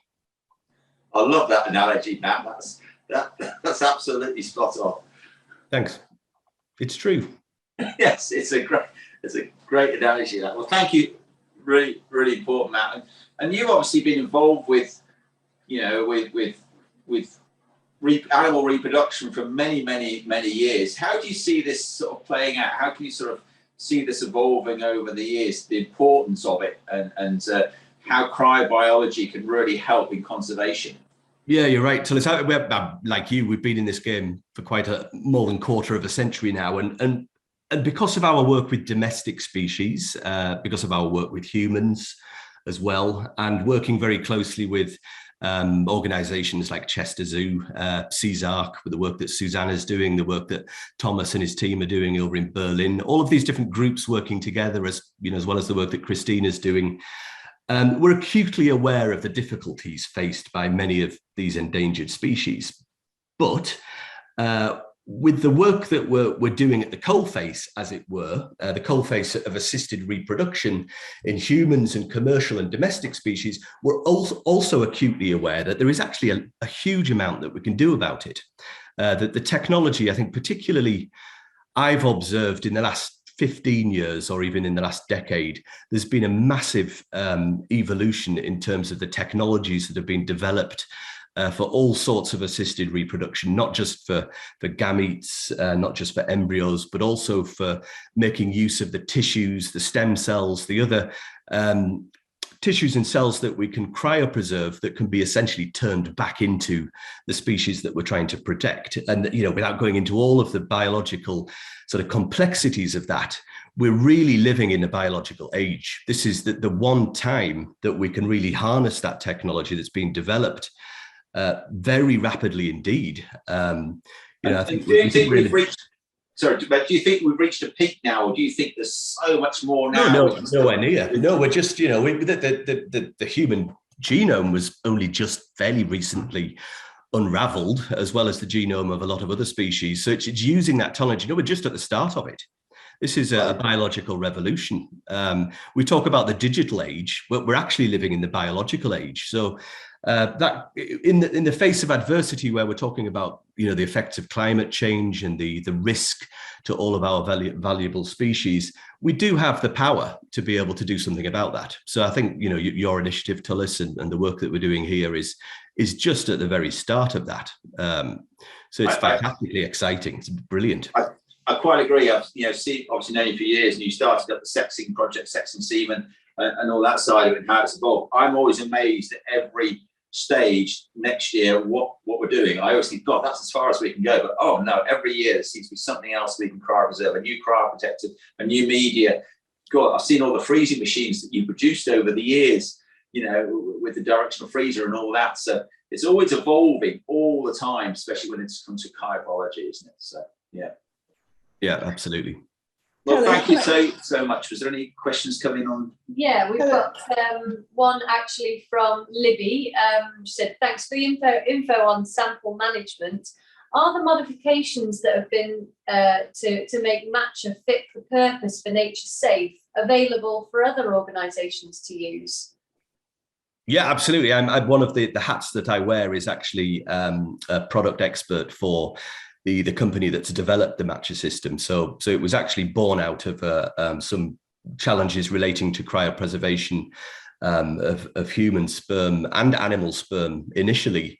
So I can say with some authority that, yeah, absolutely, it can be configured for any type of biobank, any type of donor bank, any type of fertility center, any type of lab in general. It's so highly configurable. And that's the beauty of databases and the way that they can be constructed. The other great thing about these types of databases is that we can share the information as well between databases. So when we talk about ZIMS, for instance, which was very sort of eloquently described by Christina, we've configured the Nature Safe database to be fairly well in line with ZIMS, but even if it's not entirely in line, we can use application programming interfaces to be able to share the data between databases.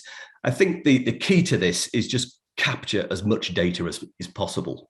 There's no such thing as capturing too much data, because knowledge is power. And then once we've got that data captured, then we can decide what to do with it and how to share it. So yeah. I see it's more coming in. People want to know, is it available worldwide? I think we need to start taking a cut on this, Nature Safe. Yeah. Come and buy it. Yeah, absolutely. Anybody, we'll put it in next week. Anybody who wants it. This isn't an advertisement, but yeah, absolutely. It's Sue's asked a question, was it? No, Sue has a note to say, so I think Sue wanted to say something. Did you want to say something, Sue? Yeah, just very quickly, I just wanted to add that I know you were kind of joking, Matt, about it being the dull side of things, But I think it's incredibly important to capture that information, especially working with our partners like EASA, because that's critical information that we have to get right. Because at the end of the day, part of the relationship with EASA is that we don't own any of the samples that come in. Those samples are owned by the zoos that they came from and ultimately belong to EASA. And it's really important that we have a duty of care to take care of those samples. So the investment in that data system was actually key to us. So I'm quite proud of that investment. Yeah, Christina, I think that your hand's up. Are you on mute at the moment, Christy? That's it. I know. I just needed to unmute. So yes, that was spot on said by Sue. So it's absolutely key to EASA to have an oversight of samples that we can share and interact with what data is out there, the existing data. So it's just very key that we, continue to work together to have good communication on various initiatives and also the data that we store, because it's absolutely key, as Sue said. So yeah, it's very powerful. I agree. Yeah. No, well, thank you very much for that. And I know there's a lot of people from the zoo community and a lot of zoos out there watching, and we'd love to hear from you. Obviously, we're looking to take on more and more zoos. So if there's any information you want, please get a hold of us. As Sue was saying before, we don't own the samples, you own the samples. The service is totally free. The only thing we do ask is, if possible, if you can pay for the postage to get up here. So we'd love to hear from you. If you're from the zoo community or want to get involved with us, please get in touch. And that's not just the zoo, anybody out there who either wants to get involved or be part of Nature Safe, we'd love to hear from you, really would. And can you put up the next poll question, Amy? And the next poll question is really just asking, would you like to get involved with Nature Safe? And it's a simple yes, no, or just would like more information, because we're more than happy to send you that. So if you can just tick those, that'd be great, because we're very much an open charity, and without your support and help, we could not function. So if you know of a business or somebody that would like to get involved and use it as their green policy and actually be part of Nature Safe and either donate or to it, that's a big part that Nature Safe can help a business or help the corporates out there. So there's so many different things that Nature Safe can actually do on that side of it. So thank you again, Matt, for that. That was really, I know it's the boring part, but like Sue said, it's an absolutely vital part of what we're about. It really, really is. So next, we're coming over. We're actually going to do a little bit actually in the lab with Lucy. Lucy is manager of Gemini Genetics, who also work here. We also freeze samples down from the domestic side. So I think, first of all, Lucy, for the zoos, when they're sending these samples in, how easy is it for them to do this? Is it difficult? Is it hard? Is it a lot of work they've got to do? What's the process? Yeah, so it's a very straightforward process for the zoos to send the material to us. And I just want to say before we go on to that, firstly, yes, I'm manager of Gemini Genetics, but it's a huge privilege to be able to support Nature Safe. It's really a hugely vital charity that we need as we're in this critical stage of our world's biodiversity crisis. And one of the key things I just wanted to say, all evening we spoke about the huge variety of sample types that we deal with. And not only that, we deal with it in a very unique way.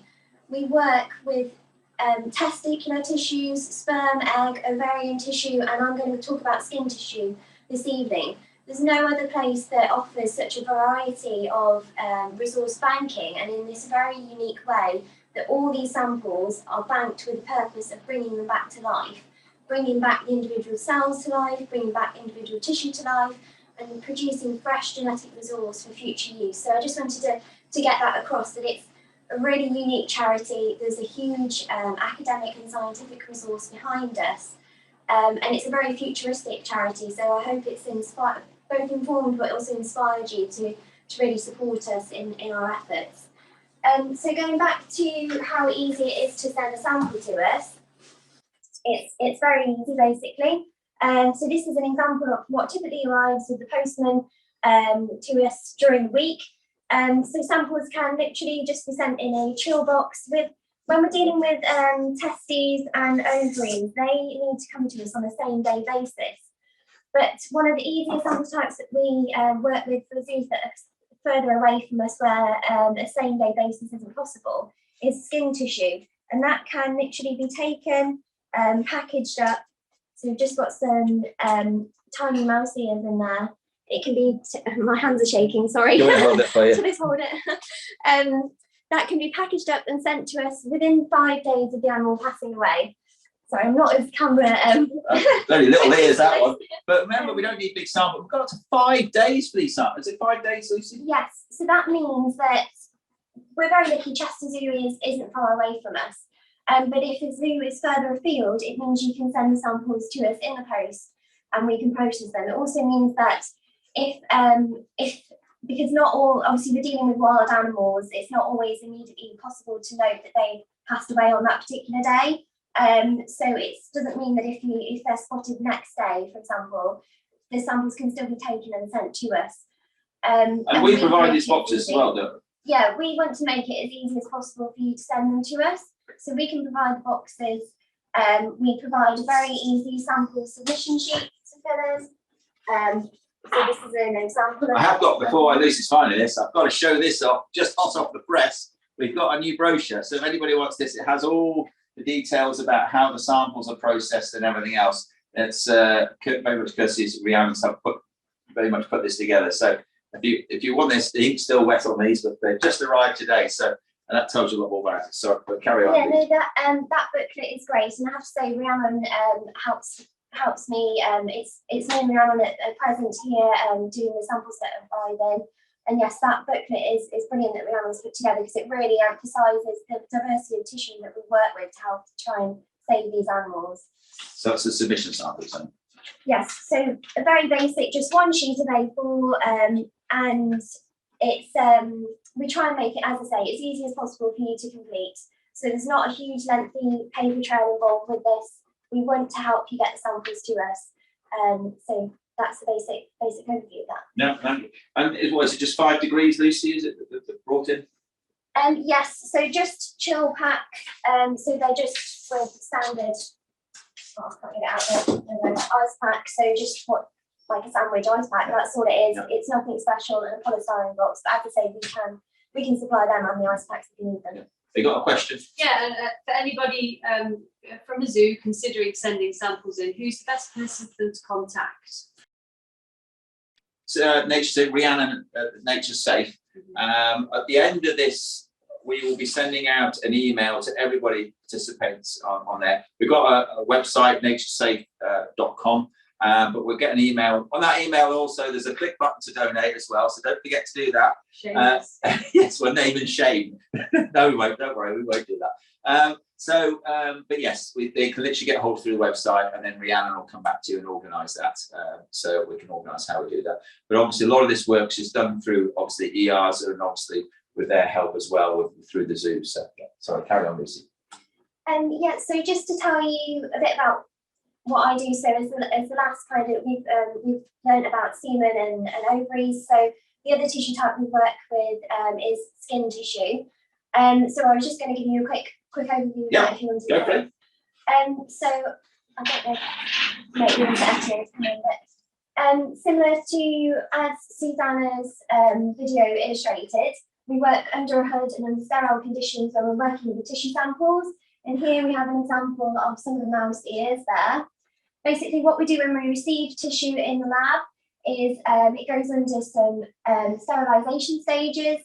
If it's an amphibian tissue, that's quite an extensive stage, and it may be required to stay in the fridge for a couple of days, undergoing further sterilisation.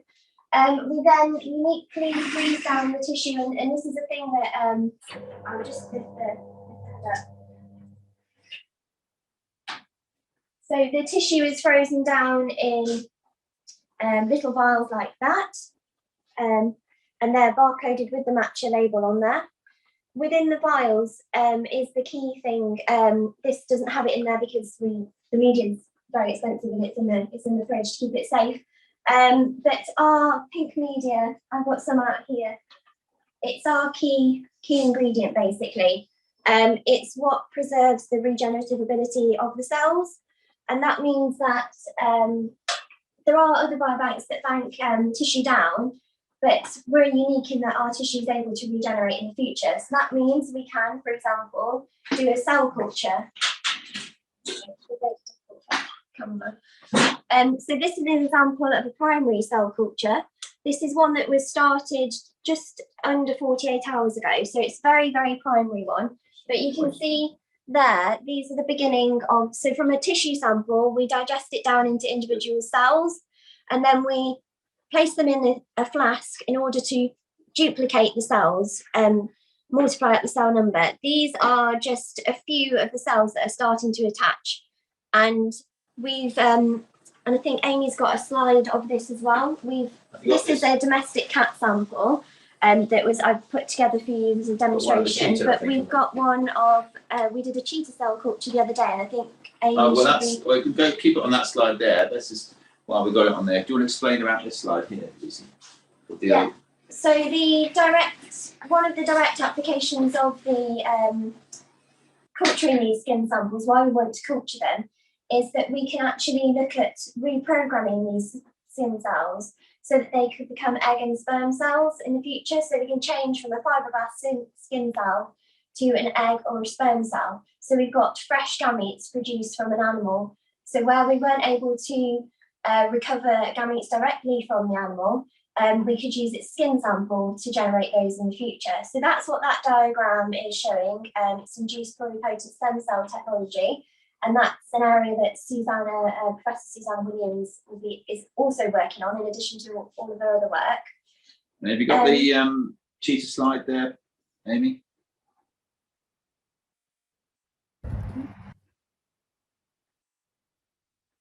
We jumped around. Yeah, that's. So this is a picture of a cheetah cell culture. So this is skin sample that we froze down in 2018. And I thawed it out just over a month ago and did the cell culture on it. And you can see all that, that picture on the left is all the skin cells that it generated. So it really shows the vibrancy of that tissue. That once we thawed it out, it was really able to regenerate and fill the dish. It behaved the same as a domestic cat, actually. And we finished the culture in just 7 days. We were able to stop that culture. We had enough genetic material. So that really shows the value of banking this tissue, that we can have an enormous genetic resource for our future use. And then each one of those cells is the unique DNA. That's correct, isn't it? Yes, and it's actually dissimilar to eggs and sperm, where we've only got half the DNA of the original animal. The skin tissue contains all the DNA genetic profile of that original animal. So that's another key component of banking down tissue, in addition to the sperm and egg cells. And when we bank these samples down, we've got to remember we normally do between 5 and 10 vials, and a number of those is for the zoo, but a number of those is to prove that we can grow these cells, because there's no point in us banking all the semen if it doesn't work. We've got to prove that those cells are alive, those cells can be replenished and replicate themselves. And there's lots of different ways that we can do this. Could you go to the black-footed ferret? I think if you go back a slide. And this is, the black-footed ferret. This was actually on the mating game. Was it the mating game, or I think it's called on Sunday night? Yeah, I think it was called the mating game that David Attenborough did. And he was very much looking at Elizabeth Ann. You have to forgive me, I get some of the terminology wrong, but the black-footed ferret, I believe, was going extinct in the 1970s, and the gene pool was so small, and they're virtually wiped out, and it is still incredibly small. So this was a sample taken 30 years ago. So effectively, when this black-footed ferret was born on the 10th of December last year, effectively it's 30 years old, but it wasn't. But this could really make the difference between a species going extinct or actually climbing up out of that extinction vortex by injecting a genetic side of that actual species that has already been lost. So it really does show there's lots of different attributes that nature safe can do. It's no one thing, sperm, egg, tissue, skin, there's the whole lot can actually help different species. And this is just really the proof and how it can really, really work. So, and it was great to see it. Well, I know it keeps going on, but it's great to see it on Sunday night. The great Sir David Attenborough actually saying how important this work is and how it can actually help. So it just really just bolstered the whole breed up. So thank you for that, Amy. Can you come back to show us back on in the lab here, please? So what do we have here, Lucy? So here. So once we've gone to that stage, then we're going to freeze. Is that right? Yeah, so we've got two options. We can freeze down the skin sample when it comes to us, and that can be frozen down as tissue. And that offers that's a really quick method of freezing down those samples. And they're frozen down in these vials, and I'll just change my glove, sorry. The other option is to do the cell culture, and then we can freeze down the cells as well as and alongside the tissue, so that you've got not only tissue banked, but also cultured cells all ready to use for the future. And just so we know, with tissue samples and things that we tend to use cryovials, for semen we tend to use straws.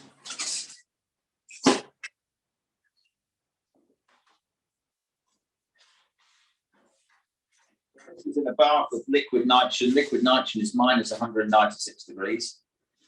What could possibly go wrong in a live webinar with liquid nitrogen? So these are just a selection of vials, and I have to keep them down within the liquid or the vapor phase of this box. So yeah, this is basically a bank of tissue, and this can be preserved for, as Suzannah alluded to, for use in many years to come. And one of the crucial things is, and I think the other speakers have said that as well, is that we stand at a time where we need to be banking this tissue now, because if we wait, every moment we wait, we're losing animals and we're losing a vital genetic resource. We want to make the process as easy and simple as it can be, and we've got the expertise behind us to help deal with the samples and deal with the tissue and bank them most effectively. We just need to get zoos on board and get these samples banked, because literally every moment we wait, we're losing animals and we're losing species. So that's just a really key and crucial thing to put across to people. Thank you, Lisa. And then lastly, once it's in this stage, it can go into these nitrogen tanks. Now we've got a room around the back, it's like a nuclear bunker. You go in there, it's got concrete roofs, steel doors and everything else. And this is where these tanks are stored. So in here, this is one of our new tanks. We can store about 7,000 vials in each one of these tanks. We have 4 of these tanks, and obviously store 1 vial in each one for the zoo. So if anything goes wrong, and ideally, eventually it'd be in 4 different places. So yeah, there's about 90 different or 80 different species just in this one tank, which absolutely amazes me. Frozen down in time, ready to be brought back to life. As Matt says, you know, it's a bit like a bank. You know, they can literally cash it in and bring them back, thaw them out, and then they can be used in the future. Because we don't know what the future holds. It's very difficult to know what is around the corner. If we wait and don't do anything, it's going to be too late. So it's amazing what we can do literally just by freezing it down in ice.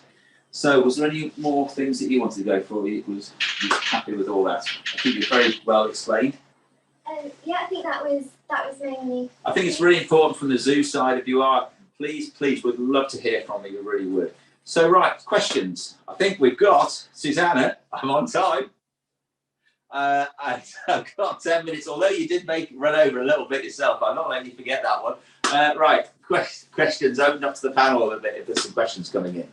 So has the process of converting skin samples into sperm and egg cells been successful in non-mammal species? I'll throw that one over to Suzannah. Is that right? Did you hear that one, Suzannah? Yeah, I did. Yeah, I did. I was hoping for that one to come my way.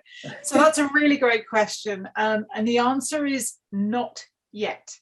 So to be honest, they've only actually got, so you take this exactly as Lucy was describing. So you basically take the skin cells and you make induced pluripotent stem cells, which I think we can talk about in our next webinar. Don't know when that's going to be. But then you can make them, direct them into making eggs or sperm. But so far, the technology's only been done in mice for skin cells to be made into eggs. But we can put a man on the moon. We can do this for everything else. We just need time and money. So we can work out the technology. We can do this. So the answer is no at this point. And you're right, but I think, and I know Sue said this so many times, we don't know what's around the corner. We've got to think, yes, we are banking for tomorrow, but we're certainly banking for the next generations. We're banking for 10, 20, 1,000 years' time. We don't know when we use. And if you just see the way the technology's changed in the last 20 years, in the last 10 years, you know, we're using all these mobile phones. We looked at back then, you never know what's around the corner, but we've got to have those living tissue samples to be able to do it in the first place. So, yeah. I think Sue has a question. Sue?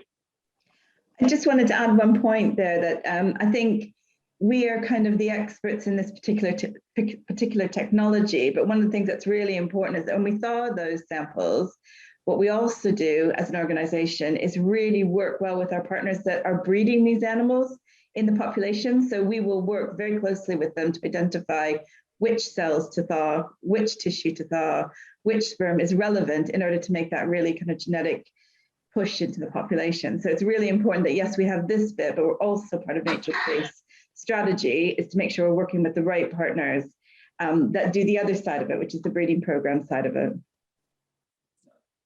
Yeah, thank you, Sue. That's a very good point, definitely, because it doesn't stop. Like you say, this is just one part of it. So a question from Simon to say, do you have targets around how many species you want to preserve overall in the medium to long term? Sue or Christina, do you want to answer that one? So yes, so within EASA, we have these more than 400 programs for endangered species. And actually within the next couple of years, it is projected that more than 400, so actually the majority of the programs that we have at the moment would be marked as insurance or ARC populations. And a percentage of those would be in need of cryopreservation, so banking of gametes at the moment. But as been said so many times before, we don't know what will be needed in 5 years or 10 years time. So definitely for the programs where there's not an immediate need at the moment, well, we might need it in 10 years time. So yes, I'm all in favor of let's bank as much as we can, but of course we shouldn't. It's costly. It's a heavy resource. It requires a lot of resources. So it's also key that we preserve the samples from the right individuals, not the heavily overrepresented individuals, but the underrepresented individuals. But again, with a little note that there are so many species where we have absolutely no knowledge of how to store them, let alone use them for AR, for instance. So yeah, so let's gain experience, a lot of knowledge, but banking the right individuals is key. Yeah, I think Christina, you were spot on, because you were saying, we in the UK can only, I think the same in Europe, we can only bank the sample when an animal's passed away.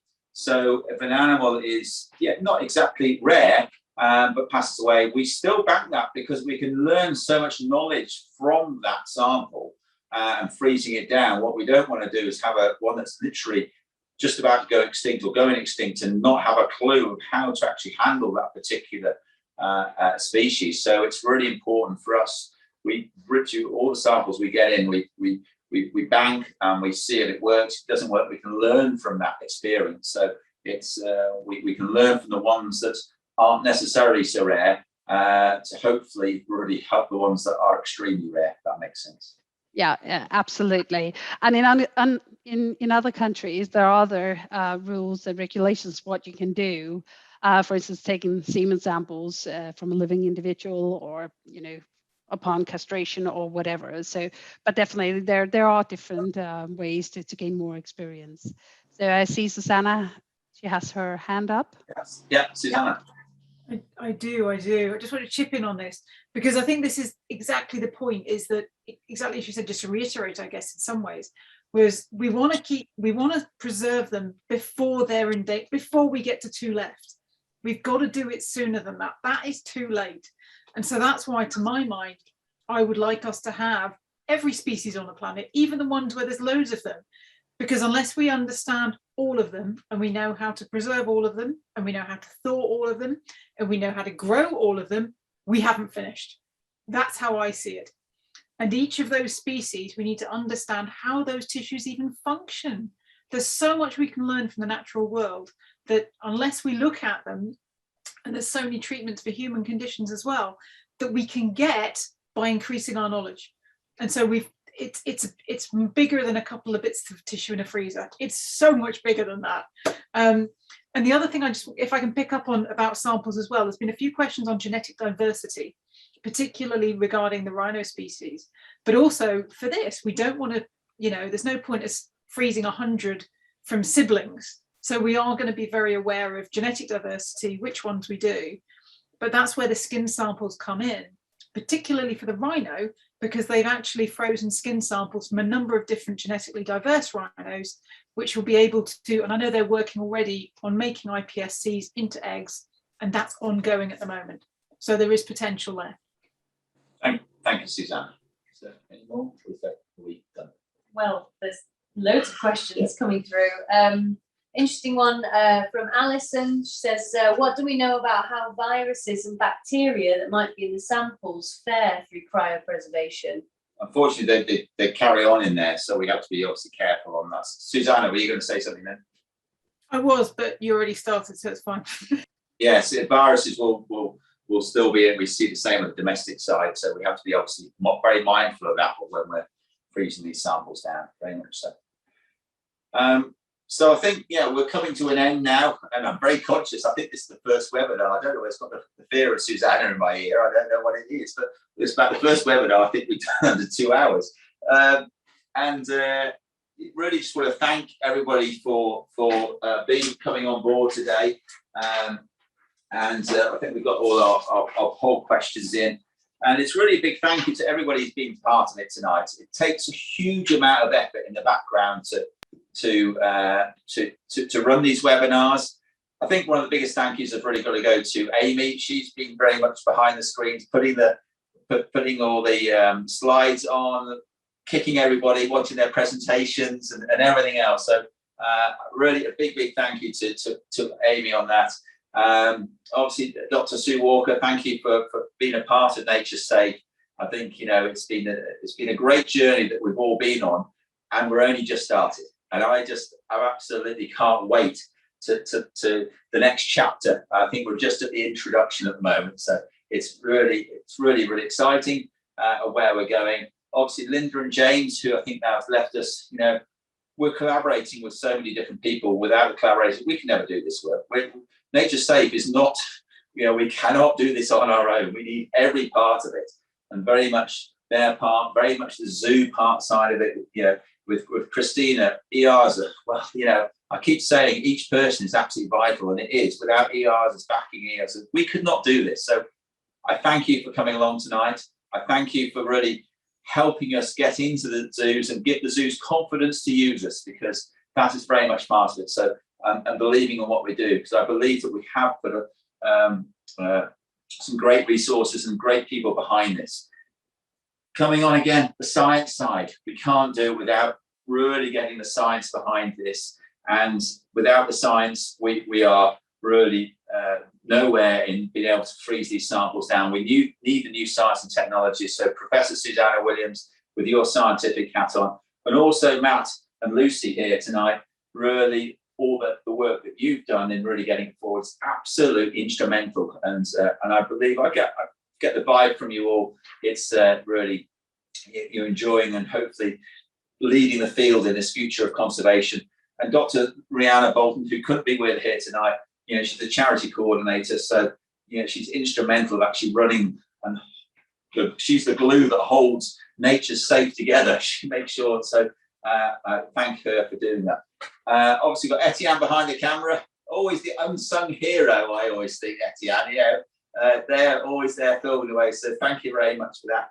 And obviously Faye, who's got a bit of a poorly leg. I think Sue, you're slightly responsible there. She was running around your zoo the other day doing a 10K run, and now she can't even walk. So anyway, we did raise a lot of money for Nature Safe running around there. So it was worth it. It was worth it, was it? Yeah, you didn't say that on Monday morning. So luckily she didn't take any time off. So we good. So I can't remember. I always forget somebody, and I'm sure I've forgotten somebody, but have I forgotten anybody? Anyway, but just to thank everybody for attending. Just remember, obviously tonight is about making awareness for Nature Safe. We've got so many great comments coming in from all over the world. So it's raising awareness of what we do. We'd love to get you on board in any way that is, be it just being part of Nature Safe, be getting the word out, telling people what we're about. We want people on board, be it the zoo community, be it your community, and obviously financially, we cannot survive without the finances. So if you would love to donate or know on the corporate side, really want to get involved, we can help your company at the end of the day with Nature Safe, with your green policy. So please get in touch. Get involved. There's a QR code on the screen, which you can click and look. Go on our website, naturesafe.com.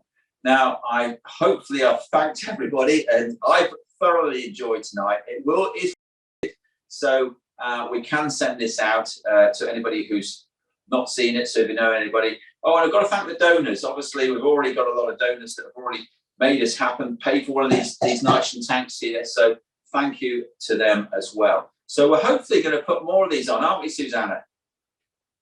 Yeah, that's it. A thumbs up from everybody. Yeah. And I think we've just scratched the surface what we can talk about. We've literally done an overview of everything at Nature Safe, but we can go into more of the specifics of people interested. We'd love to hear from you. If you want to hear more, just let us know. So without further ado, I think we're 2 minutes over. Oh dear. Right. It's a good night from me, and I think it's a good night from everybody else in the panelists. And we look forward to hearing from you. So think all about what you can do and maybe helping promote Nature Safe, and see you soon.